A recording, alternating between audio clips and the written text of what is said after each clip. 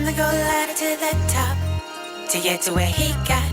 Can't explain the way the world changed the older that I got. I guess it never stops. Many men have climbed the gold ladder to the top to get to where he got.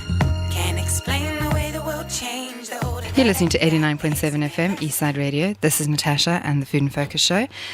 And we have a huge treat today. We've got 5 people in the studio, which I think is because we decided we were going to film it.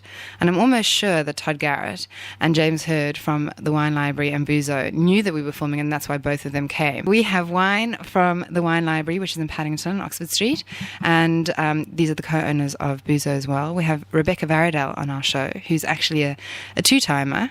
She's back again. We also have the boys from Hudson's. So we have Colin, Holt and Jeff Winfield, who are the boys from the butchery. Oh, I think that sounds quite nice, actually. The boys from the butchery works for me. I'm joking when I say you love the animals, but you do actually love them.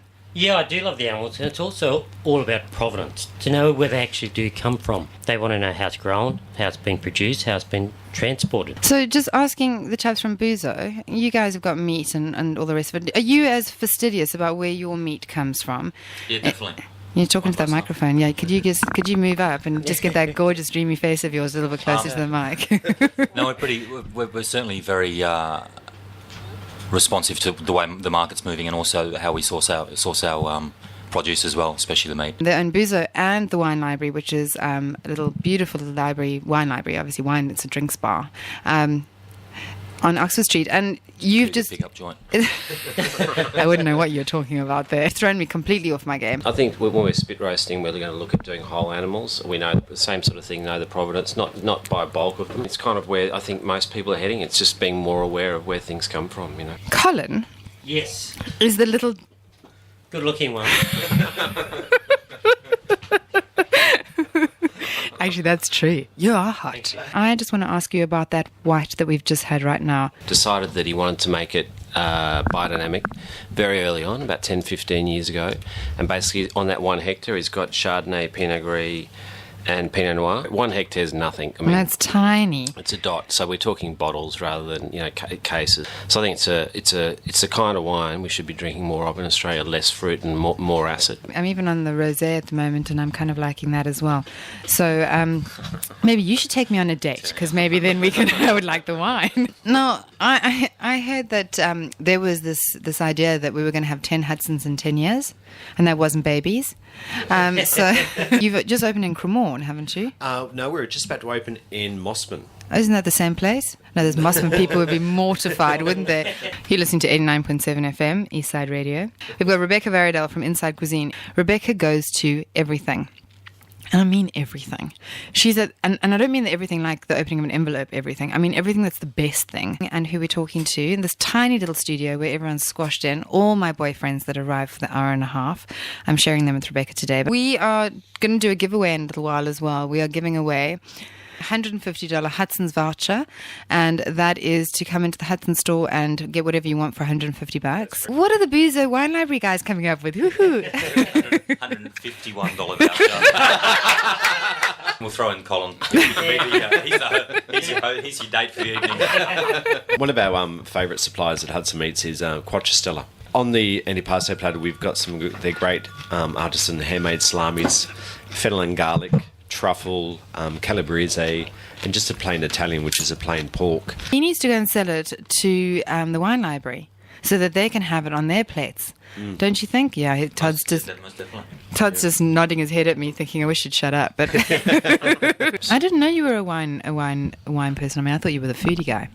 Oh, well, I'm probably at a kindergarten stage of wine knowledge, whereas James at the HSC level. So. But you constantly surprise me. That's the thing I like about you. Syrah again, Cinsault, Carignan, Vermentino, and Claret. So it's a really interesting blend. The wine looks after itself pretty much. So, and that's what terroir is about. It's how things should be. It's not trying to manipulate the environment. It's keeping things, as nature intended. And you can taste it. You can taste it in the meat. You can taste it in the wine. You can taste it in that charcuterie. The Hunter Valley Amazing Race. We did all. What was your most fun thing at the Hunter Valley? I think it had to be the helicopter ride. How but awesome it was was a bit that? short. We only went one way, and I asked the driver, or is that what you say? Did you say driver? Pilot. I asked the I think it's a pilot. pilot, could I have an extra spit? And he said yes. That was straight after we'd had this thing in the gardens where we had to run around and get clues. And find chopsticks. We came stone last, so that's my entire team. We didn't run. We missed all of them. We had to do that stupid skit, which was dumb because I hated we won everyone. that. That was great. But what they did was they took a whole lot of us, a lot of bloggers and media people, and they said, okay, we're going to show you what's available here. Your team, I'm sure they cheated, got the wine and food matches absolutely perfect. You guys rocked in. We lost by 100 points. We went to Bimbadgen, and Sarah Crow's been on this show. She's fantastic. She really is. She's an amazing rising star in the Hunter Valley. And inside the actual cellar, they had these beautiful tables set up, and we had big bottles of Shiraz, of Merlot, and of Cab Sauv.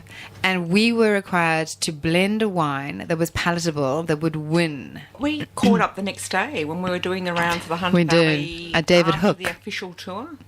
We went to David Hook. I preferred his whites to his reds. What did you think? I brought the rosé home. I was quite interested because this was really crisp in the mouth, had a beautiful mouthfeel, but it was quite floral on the nose. It was kind of crushed berries and Turkish delight and all those things, and then a surprise once it hit the mouth. Really loved it. I think there's been a perception for a very long time that you only go to the Hunter Valley if you're actually interested in wine.